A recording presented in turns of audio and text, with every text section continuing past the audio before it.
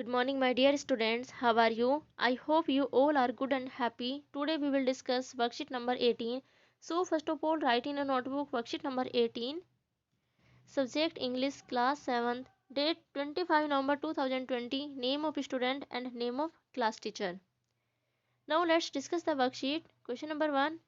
Look at the following pictures carefully and read out the sentences written below them. Pictures को ध्यानपूर्वक देखना है और उनके नीचे कुछ सेंटेंसेस दिए गए उनको भी रीड करना है। हमारे सामने दो पिक्चर दी गई हैं, पिक्चर ए और पिक्चर बी। तो हमें इन दोनों में डिफरेंस देखना है। तो बेटा आज की जो वर्कशीट है उसमें हम एंटोनियम्स पढ़ेंगे। एंटोनियम्स क्या होते हैं? अपोजिट वर्ड्स, विलोम शब्द।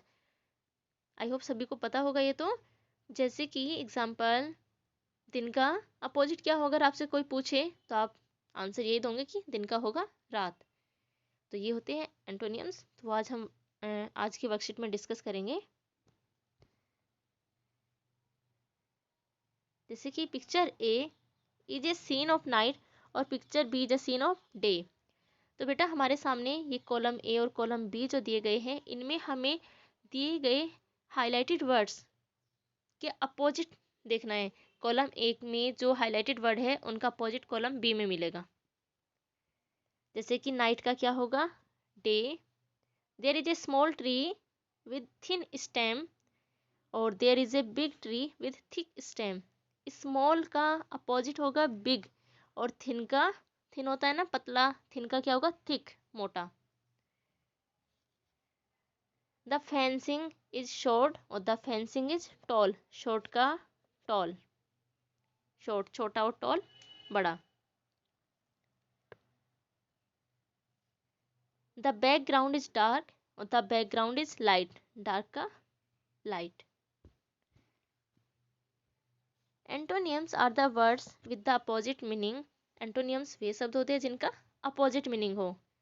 अभी हमने पढ़ा भी है और आगे भी देखो कुछ एग्जाम्पल है। Fat, thin, tall, short, small, large, day, night. The highlighted words in column A and column B have opposite meaning. Column A और कॉलम बी में जो हाईलाइटेड वर्ड्स दिए गए थे उनके अपोजिट मीनिंग होते हैं। ये तो हमने देखा ही है ना। Do you know what these words are called? क्या आपको पता है इन शब्दों को क्या कहते हैं? यस, सभी बच्चों को पता होगा। We call them antonyms. इन्हें हम एंटोनियम्स कहते हैं। Next question, read the following paragraph carefully. You will find some words which have opposite meaning. Write them in the space given below the paragraph. ये हमारे सामने एक पैराग्राफ दिया गया है। हमें इस पैराग्राफ को ध्यान से पढ़ना है। उसमें से कुछ ऐसे वर्ड्स भी फाइंड करने हैं जिनके अपोजिट मीनिंग है और उनको नीचे दिए गए स्पेस में फिल करना है। Meena is a wise girl. Meena एक बुद्धिमान लड़की है। She lives in a small village of Haryana. वो हरियाणा के एक छोटे गांव में रहती है। The village is 25 kilometre far from Delhi. जो ये गांव है ये दिल्ली से लगभग 25 किलोमीटर दूर है। Meena loves her village very much. Meena अपने गांव को बहुत प्रेम करती है, बहुत पसंद करती है उसे। सी हैज़ ए बिग हाउस। उसके पास एक बड़ा घर है। There is a very beautiful park near her house. उसके घर के पास में एक सुंदर सा पार्क है। The park has some tall trees and some short trees. Park में कुछ लंबे पौधे हैं, लंबे पेड़ हैं और कुछ छोटे ट्री है, कुछ छोटे पेड़ हैं। The park remains very clean. Park साफ रहता है। बट इट लुक्स अगली। लेकिन ये भद्दा भी दिखता है। When some fool people make it dirty by throwing garbage. जब कुछ मूर्ख लोग इसमें गार्बेज फेंक कर, यानी कि कचरा फेंक कर इसको गंदा कर देते हैं तो फिर ये भद्दा भी दिखता है। Meena hates such people. और मीना ऐसे लोगों से बहुत हेट करती है। बेटा ये नीचे कुछ ये वर्ड्स दिए गए हैं, हमें इन वर्ड्स के अपोजिट वर्ड इस पैराग्राफ से ही फाइंड करने हैं। जैसे कि वाइज, वाइज होता है ना बुद्धिमान, तो वाइज का क्या होगा? फूल, मूर्ख। स्मॉल, स्मॉल होता है छोटा, तो स्मॉल का क्या होगा?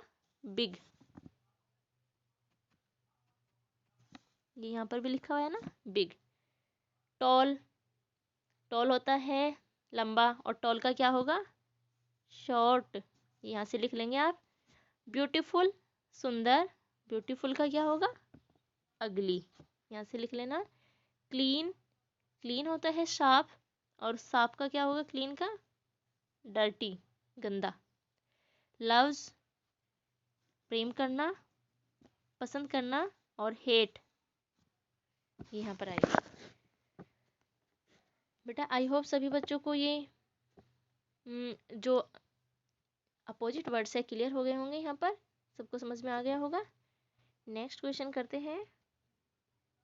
Question number 3, rewrite the sentences by filling in the blanks with antonyms of the highlighted words given in the box।